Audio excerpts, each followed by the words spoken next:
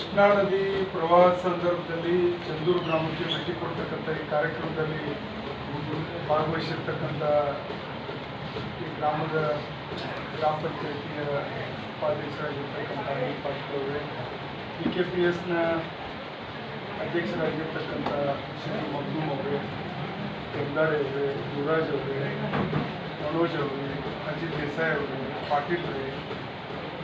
BJPಯ ಜಿಲ್ಲಾಧ್ಯಕ್ಷರಾಗಿರ್ತಕ್ಕಂಥ ಸತೀಶ್ ಅವರೇ ಮತ್ತು ಇಲ್ಲಿ ಸೇರಿರ್ತಕ್ಕಂಥ ಎಲ್ಲ